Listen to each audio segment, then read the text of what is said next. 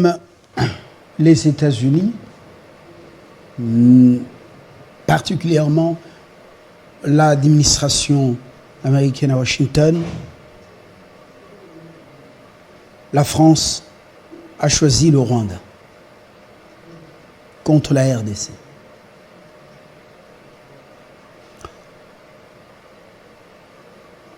La France et l'Union européenne apportent de l'argent, des millions au Rwanda.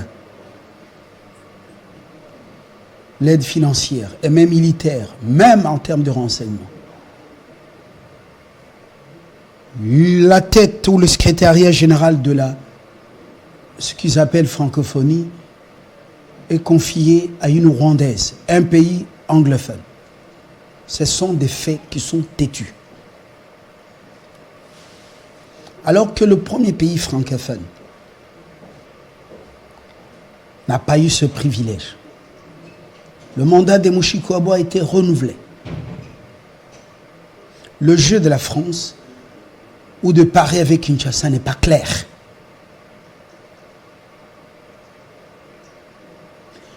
Il n'y a que de petites condamnations du Rwanda, mais aucune sanction. Est-ce que c'est normal? Même dans une école normale, est-ce que c'est normal? Quels sont les enjeux de cette visite? Distraction. On va parler forêt. Pourquoi faire? Une France qui est en train de perdre dans le Sahel, indésirable dans le Sahel, et qui est en train de perdre dans l'Afrique de l'Ouest. On en parle avec Mwamba Mushimpako, oui. Godefroy. Bonjour. Ouais. Bonjour. Vous êtes le premier vice-président de l'ANAFEC. Oui. Nous allons au-delà de couleurs politiques, parce que ça ne nous intéresse pas beaucoup. C'est le Congo qui nous intéresse. Absolument. Quelle est votre lecture personnelle de cette visite annoncée pour le 3?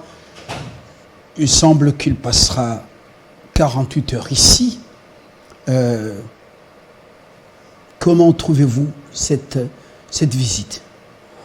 D'abord, avant même de donner mon point de vue, je voudrais rappeler ce que l'Élysée est en train de dire, ce que Paris dit. Vous l'avez dit aussi, oui. Ils viennent faire quoi ici? Ils viennent pour parler de la forêt.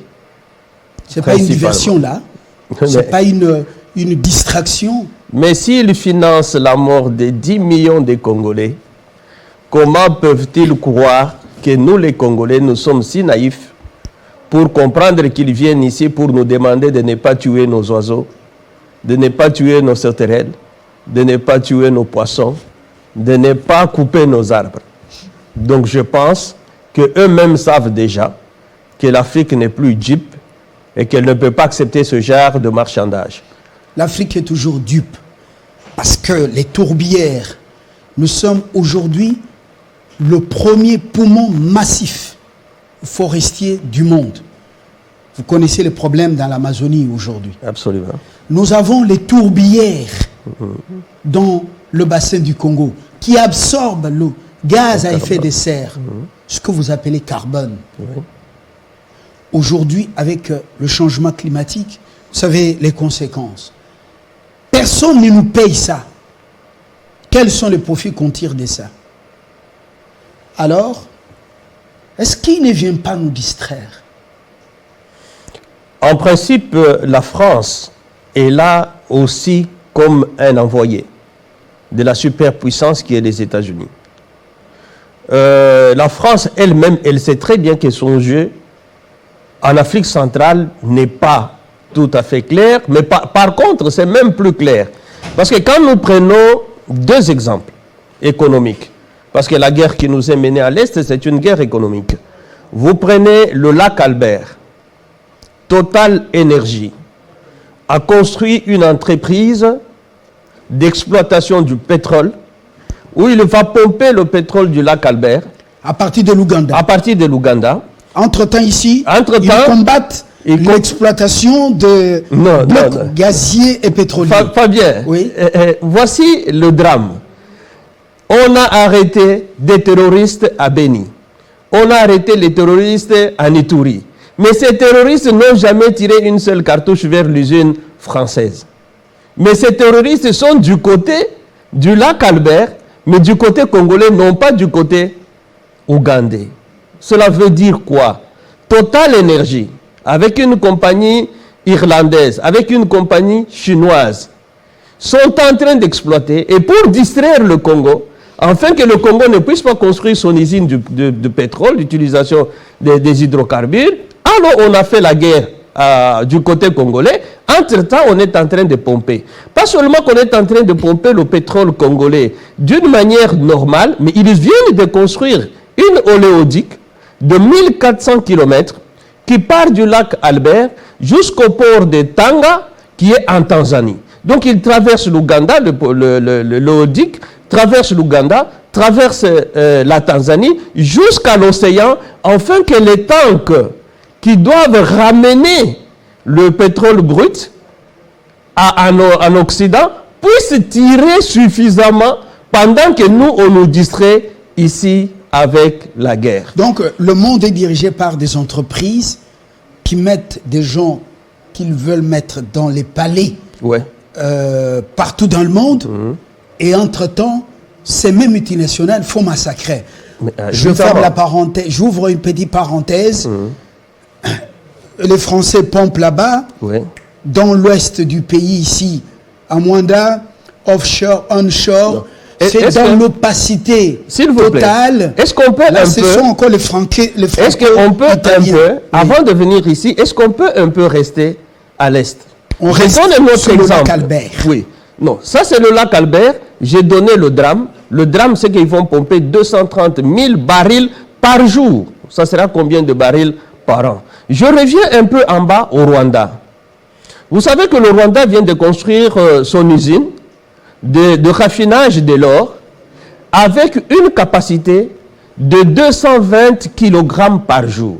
Quand vous multipliez par 365 jours, vous avez 80 300 kg d'or par an. Et le paradoxe, c'est que le Rwanda n'a aucune mine d'or. Pas même les grains. Non, pas même des réserves connues, il n'y en a pas. Et l'année passée, pour vous compléter, le Rwanda a vendu l'or, en 2022, de l'ordre de plus de 600 000 $ américains, l'or du Congo, l'or du sang. Et tout ça, nous on est là, on crée des partis politiques, on se chamaille, on s'autoproclame candidat, on est là, on veut que le pays s'embrase. Quelle inconscience! Je vais revenir à l'inconscience. Mais d'abord, j'ai dit, ça c'est ce qu'ils font du côté des pays qu'ils sont en train de soutenir. Maintenant, ce qu'ils font chez nous, c'est la guerre. 20 millions de dollars de l'Union européenne, dans lequel il y a une bonne partie de l'argent de la France, sont ramenés au Rwanda pour qu'on sème l'insécurité du côté congolais. Pour nous empêcher, en fait, de pouvoir exploiter nos richesses qu'exploite ou dont profite le Rwanda et l'Ouganda. Maintenant, l'inconscience, notre inconscience, est que, d'abord, quand vous remarquez très bien, la plupart des gens ici achètent le carburant chez Total Energy. Mais le même Total Energy qui finance la guerre contre la République démocratique du Congo, à Ituri, à Beni, et dans le nord Kivu, et voire même dans le sud Kivu, le même Total Energy, nous le finançons à travers le carburant que nous achetons tous les jours. C'est pourquoi je dis que le front de la guerre contre la République démocratique du Congo n'est pas qu'à l'est. Et sur toute l'étendue de la République démocratique du Congo, et même à l'extérieur du pays, parce que vous avez vécu comme moi, vous avez entendu comme moi qu'en Éthiopie, quand les Congolais sont allés manifester pour dire que le Rwanda est en train de tuer les Congolais, Kagame tue le Congolais, ils ont été séquestrés simplement. Parce qu'on ne veut pas entendre. On ne veut pas parler et on ne veut pas entendre. Mais moi, c'est que je viens ici, je ne veux pas m'apitoyer sur le sort des Congolais. Nous sommes 100 millions d'habitants. Entre-temps, le gouvernement d'Addis Abeba a traité de la manière qui est connue de tout le monde les Tigréens, le rebelle tigréen. Vous connaissez ce qu'il y a eu? Mais je connais. C'est pourquoi moi je dis, nous d'abord nous-mêmes, avant que je ne dise ce que l'Éthiopie a fait, ce que son gouvernement a fait. Parce que le monde est une jungle aujourd'hui, qui n'est réglée par aucun droit international, parce que ceux-là qui sont chargés de garantir le droit international sont les premiers à pouvoir le violer. Mais nous les Congolais, nous sommes allés ici au Chan. Tous les Congolais étaient contents d'aller en Algérie. Et qui sponsorisait le Chan? C'est Total Energy. C'est eux qui tuent nos frères. Comment sommes-nous allés et nous sommes rentrés sans qu'aucun Congolais conscient ne puisse dire, oui, c'est vrai, nous allons au Chan. Mais dans ce Chan-là, c'est le sang de Congolais avec lequel on a sponsorisé et qu'on veut laver. Mais ces histoires aussi, évidemment. Pourquoi on les utilise? Ah, mais c'est là. Il y a le sang de nos frères. C'est là où j'ai dit... Il y a l'humiliation de nos mamans. C'est là où j'ai dit, quand le serpent devient long, il se mord la queue.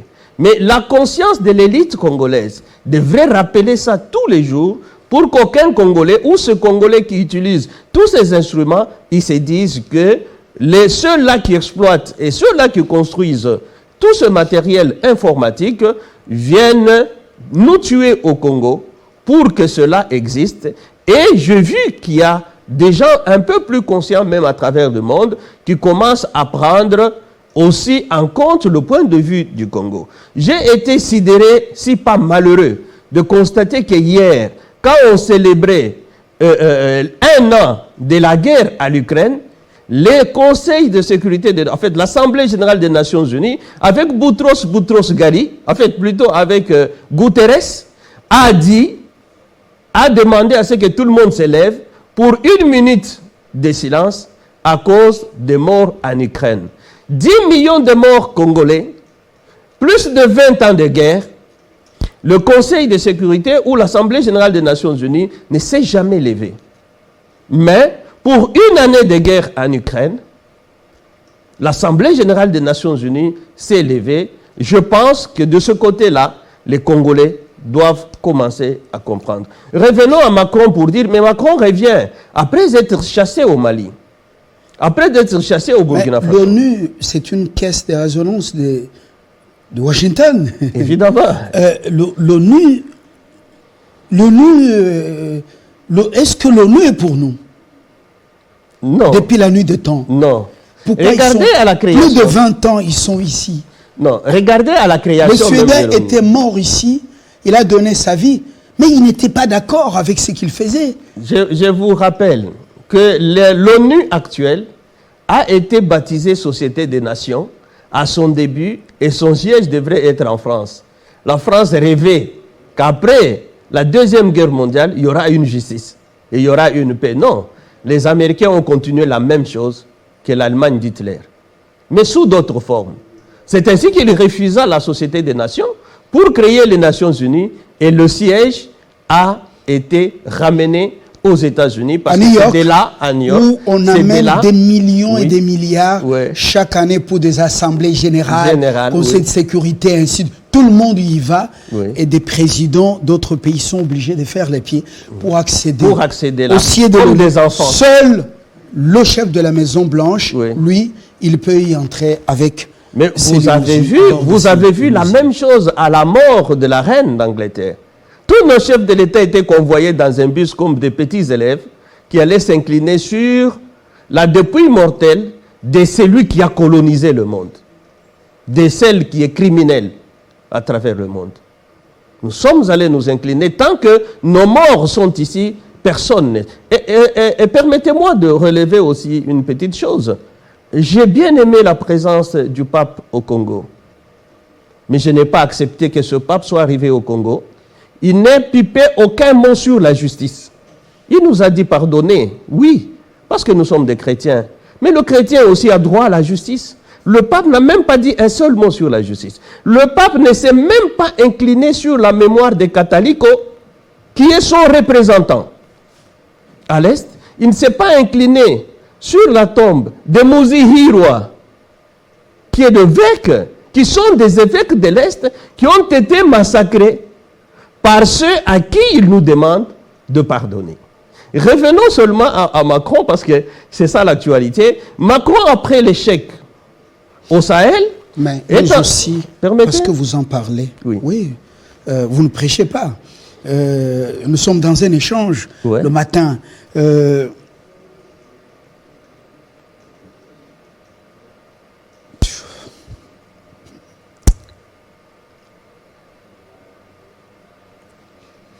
pouvez continuer. Oui, je disais qu'après l'échec de Macron au Sahel, maintenant, parce qu'il vous dit bien que c'est dans un contexte de risque de déflagration du monde à cause de la guerre ukrainienne. C'est dans ce contexte-là aussi qu'il vient, parce que l'Élysée l'a dit. Après avoir échoué totalement au nord, après avoir vu que l'Afrique du Sud est en train de faire les manœuvres militaires avec la Russie, il ne restait plus que l'Afrique centrale qu'il faut mobiliser pour les mettre au service des maîtres du monde, en fait, qui sont les Occidentaux, les États-Unis et la France par la suite. C'est dans ces conditions-là aussi qu'il vient ici. Parce qu'il y a eu des pays africains qui se sont abstenus quand il fallait condamner l'URSS. La Russie. Je voulais ici rappeler la situation de la Russie. Parce que la situation de la Russie est la même que la situation du Congo, la même que la situation de Chine. Les États-Unis, qui se disent superpuissance, n'acceptent pas un grand pays susceptible d'être demain aussi une puissance. C'est dans cette logique-là que l'URSS a été détruit complètement pour rester la Russie. La Russie qui a essayé de se relever pour se donner encore une âme des personnes indépendantes avec conscience historique. Aujourd'hui, on est en train de lui faire la guerre. Après avoir divisé la Yougoslavie, en Afrique, ils ont divisé l'Éthiopie, ils ont divisé le Soudan. Aujourd'hui, ils sont arrivés à la République démocratique du Congo. Dieu merci, nous sommes encore unis, et très unis et forts. Et nous avons fait 20 ans de guerre contre la superpuissance à travers ces affidés. Est-ce que ce n'est pas de notre faute, nous aussi, avec tous ces millions de morts, un génocide oublié? Les gens arrivent à Kinshasa. Après l'aéroport Patrice Lumumba que vous appelez Njili, directement parler de la nation. Est-ce qu'on ne peut pas les amener ici? Ce que les Chinois construisent pour nous là, dans le cadre de win-win, votre win-win, les amener là-bas, amener les crânes de tous ces gens massacrés, c'est des génocides, pour qu'ils s'inclinent devant les restes de leur corps. Vous touchez un point le plus important, c'est la communication. Au lieu de nous mettre les bikeko dans le musée là, oui. Est-ce qu'on ne pouvait pas en faire mémorial? Pourquoi nous sommes aussi distraits? Je pense que vous touchez le point le plus important, parce que le front de la conscience est plus important que le front même des armes. Regardez, si je ne veux pas citer les noms des gens, même presque au sommet de l'État, le ministre de la Communication parle même de la guerre contre nous menée par le M23. Est-ce que le M23 existe? Mais c'est la guerre. Le chef de l'État lui-même dit que c'est une guerre c'est une guerre du Rwanda qui nous attaque. Mais pourquoi nous devons encore mettre un paravent qui est en fait un prétexte rwandais? Pourquoi nous surexploitons le prétexte rwandais? Notre narratif ça, déjà. Même nous, médias, nous parlons des rebelles du M23. Du M23, au lieu de parler du Rwanda, parce que même le chef de l'État nous a dit que c'est le Rwanda qui nous attaque. Et le chef de l'État lui-même, quand vous l'avez vu au Burundi, il a dit à Kagame, si vous prenez le Goma, le jour suivant, nous sommes à Kigali, nous verrons votre sort. C'est pourquoi ils sont en train de tournoyer aujourd'hui, ils cherchent que là où il y a les mines. Ils contrôlent les mines. Ils contrôlent les mines parce qu'ils sont venus pour ça. Que des gens au sein d'un gouvernement, tweet par exemple, qu'il faut négocier avec le Rwanda, nous sommes faibles. Des Congolais. Je ne sais pas comment vous prenez ça. Non, la situation du Congo est claire. Avant qu'on ne nous mène la guerre, on nous a infiltrés. C'est cette infiltration qui fait que c'est leurs agents qui en fait communiquent pour leurs maîtres. Notre rôle à nous, c'est de nous dérwandaliser pour permettre à ce que la nation soit compacte. J'ai aimé que ce soit des enfants de Kinshasa qui, dans les trous à Kishiché, sont en train d'ailleurs de saluer à la manière quinoise Yatchéché Nalemba. Que ça m'a fait plaisir parce que ça démontre l'unité de notre pays. À un certain moment, ceux qui tirent les ficelles dans l'ombre voulaient faire croire aux gens de l'Est que Kinshasa vous a oublié, que l'Ouest vous a oublié. Mais quand j'ai vu ça dans les images, j'ai eu chaud au cœur et je me suis dit la nation est forte. Quand j'ai entendu certains Tutsis, dont un de nos ministres, que je ne veux pas citer, a dit qu'il n'a jamais mandaté Kagame pour parler au nom des Tutsis. Et il y a des Tutsis qui sont dans les Massissi, qui sont tués effectivement par Kagame parce qu'il veut instrumentaliser leur mort en le faisant endosser le gouvernement de la République démocratique du Congo et le chef de l'État. Et ça, toutes ces dénonciations démontrent que le Congo reste encore fort. Mais là où je suis optimiste, c'est que la Yougoslavie, il lui a fallu combien de temps pour que ça soit divisé? Dans moins de 5 ans, c'était fini. L'Éthiopie, il lui a fallu combien de temps pour qu'il soit divisé? Quelques années. Dans le Soudan du Sud, combien de temps pour que ça soit divisé? Mais la République démocratique du Congo, 20 ans de guerre, 10 millions de morts, nous avons encore le sentiment national. Les Tigrés déjà coupés d'Addis Abeba? Oui. C'est déjà un autre pays? Oui. Donc, vous sentez que la République démocratique du Congo est en train de mener une guerre qui n'est pas aussi sa guerre. Quand bien même j'ai entendu le président tanzanien, le président ougandais, le président rwandais, le président burundais, le président kenyan, en train de se moquer des Congolais, et le président kenyan m'a beaucoup frappé dans ma conscience en disant, il n'y a même pas une vache au Congo. Nous devons être leur marché, à qui ils viendront vendre du lait, parce que, oui, du lait d'ailleurs avarié, parce qu'aucune vache n'existe au Congo. Et il était sérieux, lui. Il pensait décrire mieux la situation du Congo. La dame qui est présidente de la Tanzanie, elle s'est permise même à dire, nous pouvons, donc nous pouvons prendre l'argent, même dans des banques au niveau du monde, pour pouvoir faire le chemin de fer jusqu'au Congo, parce que le Congo est un vaste marché. Donc on nous perçoit comme des gens incapables de pouvoir cultiver, produire et doper leur marché. On nous prend pour des passifs qui vont entendre l'agriculture qui viendra de Tanzanie, le lait qui viendra du Kenya et peut-être des patates qui viendront du Rwanda pour que nous soyons seulement des consommateurs. En oubliant que la République démocratique du Congo a 80 millions de terres arables et qu'aujourd'hui la faiblesse que nous avons qui est causée à travers eux est une circonstance. Quand un homme tombe, oui. Quand un être humain tombe, généralement on nous a dit qu'il ne doit pas rester dans cette position, il doit se relever. Oui. Pour tirer les leçons de cette chute. Oui. Et avancer maintenant dans la clairvoyance. Oui. Et ne plus commettre les erreurs qui l'ont mené à chuter. Oui. Est-ce que nous ne pouvons pas nous en sortir? Nous sommes à là. Ce stade, quitter l'EAC, renvoyer ces militaires étrangers africains qui ne nous arrivent même pas à la cheville par rapport à nos forces armées? Fabien. Est-ce que nous ne pouvons pas dire, par exemple, Macron, nous avons bien besoin de vous recevoir, mais pas maintenant? Fabien, je voudrais, parce que vous avez dit relever, la République démocratique du Congo à l'arrivée de Mzee n'avait même pas 1 milliard comme budget. C'était 500 millions à l'époque de Mzee. Le Congo s'est battu. Le code minier a été refait avec toutes les critiques qu'on peut accepter sur ce code minier-là. Mais nous nous retrouvons aujourd'hui autour de 14 milliards, 15 milliards de dollars. Et aujourd'hui, l'armée lui-même peut compter 1 milliard 500 millions qui lui est affecté. Donc, ne pensez pas que nous sommes encore à plat. Si nous étions à plat ventre, c'est qu'aujourd'hui nous sommes à 4 pattes. Si nous sommes à 4 pattes, c'est que demain nous pouvons nous relever. Mais il faudrait que les Congolais considèrent que la vie d'une nation, ce n'est pas la vie d'un homme. Un homme ne peut pas faire 100 ans. Mais une nation qui a 100 ans est encore jeune. Parce qu'il y a des nations qui vous comptent autant d'années. Mais une nation qui a encore 100 ans, elle est encore jeune. Donc, ce que nous pouvons faire, c'est d'armer notre conscience.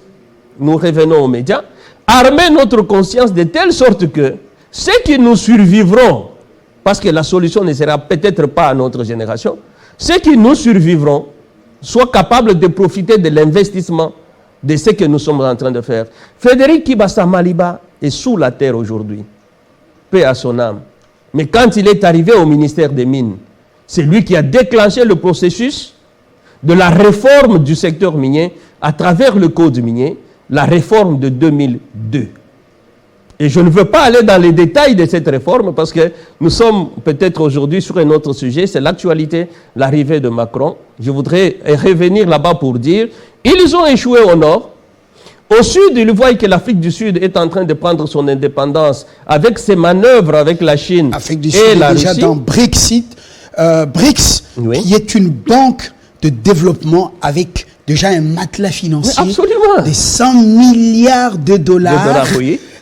où il y a la Russie, l'Afrique du Sud, Oui. le Brésil, Oui. où il y a l'Inde Oui. et la Chine. Oui. Et ils ont peur, très peur.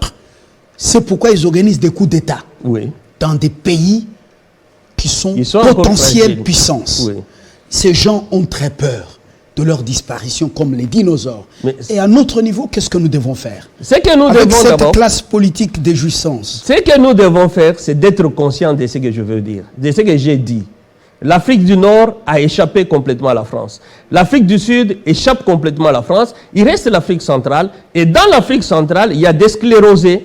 Nous voyons très bien des pouvoirs comme le Gabon, comme le Congo-Brazza, qui sont totalement mentalement sclérosés. Et vous avez des pouvoirs qui commencent à se rajeunir par cycle, qui est le pouvoir de la République démocratique du Congo et le pouvoir de l'Angola. Et c'est ce rajeunissement dont on a peur, parce qu'on ne sait pas. Aujourd'hui, le président Tshisekedi a refusé cette histoire de négociation et de l'inclusion de rebelles dans l'armée, qui en fait était la base de la faiblesse. Il a dit qu'ils sont prêts, ils sont prêts pour un dialogue. Mais dialoguer avec qui? Non, je pense que jusqu'aujourd'hui, le chef de l'État n'a jamais parlé de dialoguer parce qu'il n'existe même pas de M23, il existe le Rwanda. C'est ainsi que le chef de l'État négocie avec le véritable guerrier contre nous, qui est le président Paul Kagame, et non pas un certain nombre d'un concept qui n'existe pas. On gagne une guerre avec, dans la cohésion, l'unité derrière son armée. Des millions et des milliards sont dépensés par la banque de Soros et Mo Ibrahim. Des réunions dans des pays africains ici. Il faut ici démolir la conscience, il faut insulter, il faut être divisé. Monsieur Fabien, la France de De Gaulle a gagné malgré Pétain. Donc, c'est normal, même Jésus-Christ qui n'avait que 12 apôtres, il en avait un traître. Ce n'est pas les traîtres qui nous font peur, mais c'est plutôt le silence de ceux qui croient qu'ils assistent à un combat qui ne leur appartient pas. Là, je reviens à la presse. Nous avons dit que le patron de la presse lui-même, quand il nous fait même des points de presse, il parle encore de M23. Comment va-t-il donner la ligne de la conscience? Parce que le véritable front armé, c'est le front de la conscience. Parce que les armes physiques ne viennent que pour... Si vous n'avez pas la conscience, il y aura l'arme physique ne sera pas... Disons-nous la vérité. Donc, les médias officiels, permettez que je les médias officiels là, oui. Dans cette optique, parce que vous êtes à la communication médias, les médias officiels, lorsque vous les suivez, est-ce que réellement nous sommes en guerre? Est-ce que nous sommes agressés?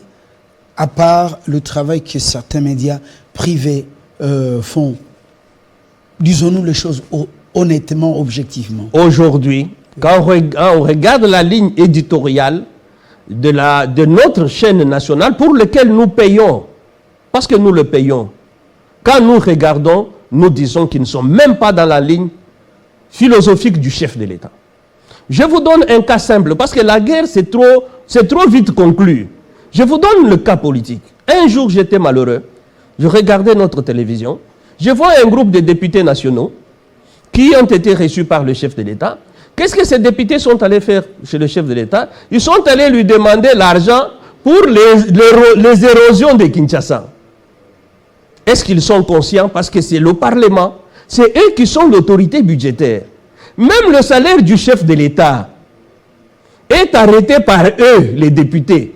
Mais quelle est cette inconscience de ce député qui s'est dit national, qui vote le budget et qui va chez le chef de l'État pour lui dire « Est-ce que vous pouvez nous donner l'argent pour que nous puissions lutter contre les têtes d'érosion, des érosions à Kinshasa ?» Maintenant, regardez quel est le traitement d'information de la chaîne nationale. J'ai suivi, parce que je suivais ça à la chaîne nationale, et le journaliste dit ceci, le chef de l'État les a reçus, le chef de l'État leur a dit, chaque fois que vous avez des problèmes à Kinshasa, venez, je vais résoudre ces problèmes.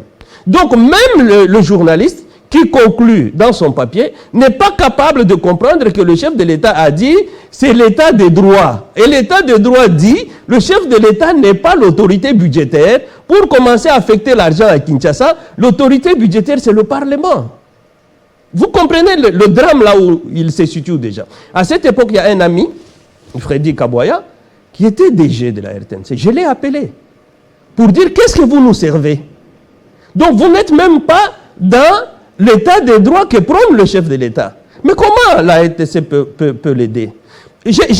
Quand le ministre Mende était là, je le cite, je suis allé un jour le voir, je suis un expert en communication, je lui ai dit, je vous propose quelque chose de très simple. Parce qu'en environnement, on dit pollueur-payeur. En médias aussi, notre conscience est souillée par toutes ces chaînes étrangères qui nous ramènent leur culture, qui à la longueur de journée parlent même des pédophilies, des viols, ils parlent même de l'homosexualité, ce qui est contre. Moi, quand je suis au salon avec mes enfants et que j'entends des choses comme ça, c'est des choses qui sont exécrables. Je lui ai dit, parce que ces médias polluent la nation congolaise, est-ce qu'ils ne peuvent pas la payer? Il m'a dit comment? J'ai dit tout simplement, sur chaque décodeur, parce qu'ils sont pollueurs, ils doivent être payeurs. Pourquoi sur chaque décodeur au Congo, on ne peut pas avoir 0,5% pour ne fût-ce que relever les médias nationaux? Pollueurs de mœurs. Oui. Vous avez le groupe France Monde, Média France Monde, qui nous pompe tous les jours. Quand vous entendez ici, le RFI ne parle de la guerre de l'Est que quand les Rwandais progressent. Quand le Congo prend le terrain, on ne saura jamais qu'ils ont pris le terrain. Mais quand ils avancent, ils ont même annoncé il y a plus de 3 mois qu'on avait déjà pris Goma. Mais qu'est-ce que nous avons comme médias pour concurrencer? Presque pas. Mais avec les 0,5%... Et mettre beaucoup de moyens. Non, nous avons des moyens. Comme le Kremlin met beaucoup de moyens dans Russia Today, oui, dans plusieurs langues. Oui, évidemment. C'est un instrument efficace. C'est pourquoi... C'est pourquoi je reviens un peu, nous à l'ANAFEC, nous pensons que le chef de l'État peut être aidé efficacement. Et que cette guerre, nous pouvons l'emporter. D'abord, je prends que le point de vue médiatique, aujourd'hui, avec 0,5$ sur chaque décodeur à Kinshasa, il peut y avoir 1 million de décodeurs sur 17 millions d'habitants. Et si vous avez 0,5, ça veut dire que vous avez déjà à peu près 500 ou au-delà de millions de dollars pour financer un média. Je ne dis pas parce que nous avons 100 médias, 100 chaînes de télévision, mon frère. J'ai été en Chine, ça n'a jamais été ça. J'étais dans tous les pays du monde. Pourquoi ne pas se concentrer et faire un grand consortium des médias capables de concurrencer les autres médias à travers le monde? Pourquoi nous sommes éparpillés? Et que fait le ministre de la Communication? Parce qu'aujourd'hui, toutes les chaînes que nous avons, toutes les radios que nous avons, parce que nous avons constaté qu'il y a les meilleurs d'entre nous, ce n'est pas parce que je suis à Télé 50. Il y a Jean-Marie Kassamba qui est un des meilleurs dans la télévision. Il y a notre ami Christian Lusakwenou qui est meilleur dans la radio. Pourquoi on ne peut pas fusionner un certain nombre de médias, en faire vraiment une entreprise en fait, à capitaux mixtes? Parce que l'État aura toujours beaucoup plus d'argent. Et on prend les sections, par exemple, audiovisuelles. On donne, pourquoi pas, au PDG de Télé 50. On prend la section radio, on donne au PDG de Top Congo. Et puis, on crée tout ce qu'il y a comme, comme cinéma tout autour. Aujourd'hui, nous parlons de Hollywood. Bonne proposition. On reviendra avec vous. On sent que les idées se bousculent. Non, permettez-moi de finir sur la conscience. Oui, je vais dire une minute. Oui, je vais dire cette petite chose pour que les Congolais comprennent. Il y a eu un ministre de budget qui a fait 2 ans comme ministre du budget, qui n'a pas affecté le budget dans sa commune d'origine qui est Lemba. Mais aujourd'hui, quand vous allez voir des petits panneaux publicitaires où c'est écrit Avenue Loumene, Avenue Loubissi, Avenue Louchacha, donc entre la foire et le rond-point Super Lemba, mais c'est écrit Don Detel, qui était ministre du budget. Je me dis, la conscience là, on la met où? Est-ce qu'un ministre du budget peut se ramener au niveau d'aller piqueter aujourd'hui les directions de route, lui qui devrait donner tout le budget à la nation? Parce que nous avons des entités administratives territoriales qui n'ont jamais eu de budget depuis le départ de Mobutu. Vous êtes ministre du budget, vous avez une opportunité d'enrichir la population congolaise, vous vous limitez quand vous sortez à avoir rien fait pour les budgets des entités territoriales décentralisées, mais vous allez planter des petits panneaux au niveau des rues, Dieu merci, et si le ridicule n'est tué pas, le ridicule n'est tué pas. Franchement, pour mieux faire, nous devons nous dire la vérité. Absolument. J'ai suivi un journaliste sur un média périphérique en France parler de la très instable République démocratique du Congo. Là où j'étais, je piquais la colère. Très instable République démocratique. J'ai mené les enquêtes, j'ai compris qu'ils bouffent l'argent de certains Congolais ici pour faire ce boulot. Ouais. C'est compliqué. Bon, il n'y a pas que des anges de l'autre côté. Monsieur Mwamba, je vous remercie. Je vous aurai dans d'autres formats pour réfléchir. D'accord. On n'a que le Congo. Si vous avez un autre pays, tant mieux. C'est la démocratie. On vous concède cela. Je vous souhaite une excellente semaine. Merci. Mais je n'ai que le Congo comme patrie. Je me suis battu. Je me suis battu depuis 19 ans que j'étais à l'époque de Mobutu. J'ai combattu la dictature dans l'UDPS évidemment. Jusqu'à aujourd'hui où j'en suis, je porte la nation en moi. C'est pourquoi vous voyez ma cravate. Je m'en sépare rarement.